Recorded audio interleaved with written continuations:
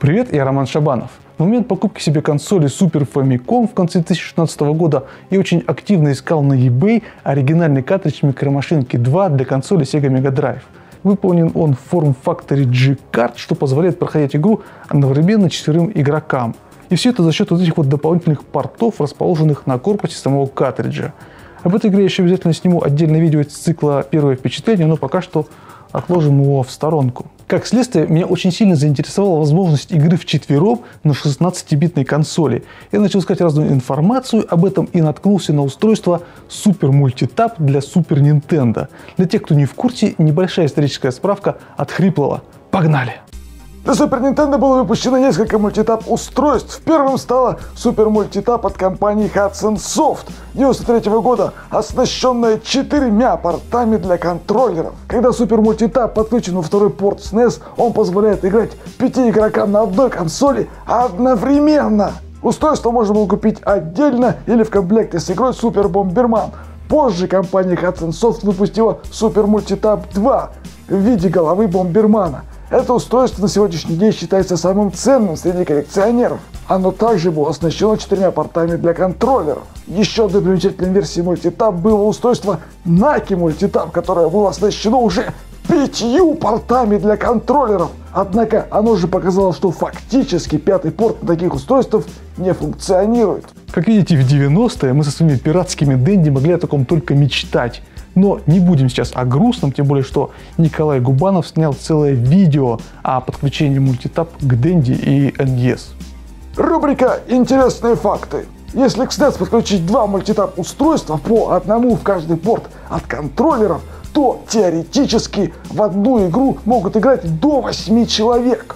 Тем не менее, ни одна коммерческая игра для Super Nintendo не позволяет играть одновременно более чем 5 игрокам. Однако, одна хоумбрю игра Envar Daisakusen позволяет играть 8. Как утверждают ее разработчики, лицензия Nintendo предполагала, что мультитап устройство будет подключено только ко второму порту, поэтому их игра Envar Daisakusen единственная в мире, которая позволяет играть на одной консоли SNES 8 и, следовательно, поддерживает более 5 игроков одновременно. А ваша SNES Mini так умеет, а?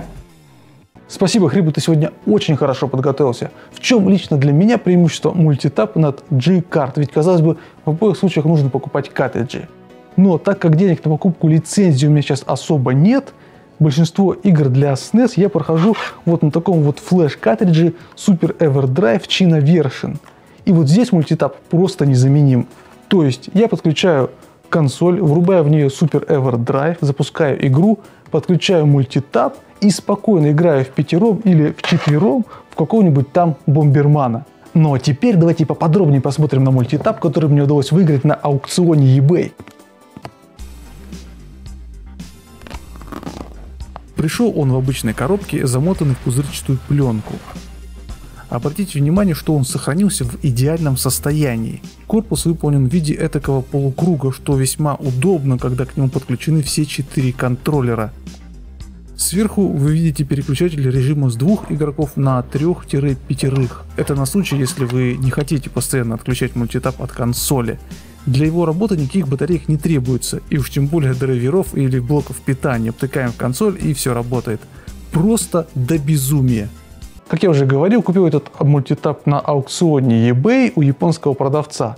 И было это непросто. Я, наверное, в течение месяца участвовал в разных аукционах, прежде чем смог его купить. И фишка здесь в том, что данный мультитап не от компании Hudson Soft и считается, ну, скажем так, второсортным. Поэтому за него конкуренция на аукционах была минимальной. И знаете, за сколько я его купил? Нет, не угадали, за $1. Ну, правда, доставка обошлась мне 800 рублей, но даже с таким раскладом это очень хорошая цена. Ведь если вы, например, захотите купить себе мультитап в виде головы Бомбермана от тех же Hudson Soft, то это обойдется вам примерно 2000 рублей. Это без учета доставки. Итак, подумал я, консоль у меня есть, мультитап у меня есть, осталось найти 3 дополнительных контроллера. И в комплекте с консолью у меня их было всего 2.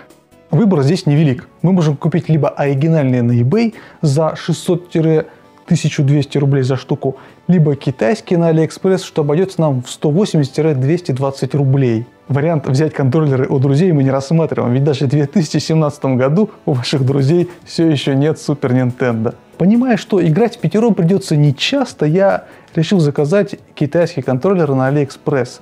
И, как оказалось, сделаны они довольно качественно. Я сейчас не буду рассказывать о них подробно, так как уже снимал на эту тему видео «Битва SNES геймпадов». Похоже, что все части пазла под названием «Игра впятером» у нас уже собраны. Теперь давайте подключим все это дело к телевизору. Так, значит, вот она моя старушка SNES. Сейчас будем ее подключать к телевизору. Как видите, я уже себе приобрел китайский AV-кабель. Теперь у меня не просто хорошее изображение, но еще и стереозвук. Воткнем его попозже. Врубаем блок питания. Вытыкаем второй джойстик, он нам пока не нужен.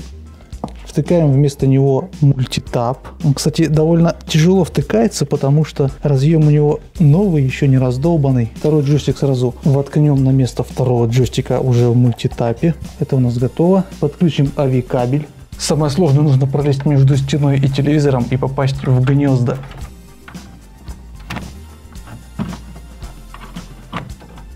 Вроде получилось. Как видите, я здесь уже подготовил 3 китайских контроллера. Подключаем их по порядочку. Мультитап, 3, так, это у нас 4 и 5. Так, вот они все у нас подключены. Получилась такая гигантская осьминожка. И теперь уже можно спокойно врубать игру. Фу, запарился. Как видите, ничего сложного в подключении нет. Игр для мультитап на SNES довольно много, поэтому я сейчас расскажу только вкратце о тех, которые меня заинтересовали. И начнем мы с игры, которая у меня есть на лицензионном картридже. Top Gear 3000. Погнали! Играть в нее можно максимум вчетвером. Вынесено все это дело в отдельный режим под названием Versus Mode. Особенность в том, что гонки проходят с видом сзади, и при этом картинка не тормозит. И все благодаря встроенному в картридж чипу. В принципе, весьма любопытно поиграть в это вчетвером, даже несмотря на довольно маленькие экранчики. Micro Machines и Micro Machines 2. Очень крутые гонки на четверых. Идеально подходят для большой компании, при условии, что игроки хотя бы пару раз уже в это играли. Если вы, как и я, играете на NTSC консоли, то будут проблемы со второй частью, так как она издавалась только в Европе, и поэтому, когда я запускаю ее через Super EverDrive, игра идет немного быстрее, чем обычно. Серия игр о Бомбермане также очень хороша для большой компании. На этот раз уже для 5 игроков. Все действие разворачивается на одном экране, поэтому никакого сплитскрина. Управление простое, разобраться может каждый. Если же вы не можете найти 5 игроков, то их с радостью заменят боты.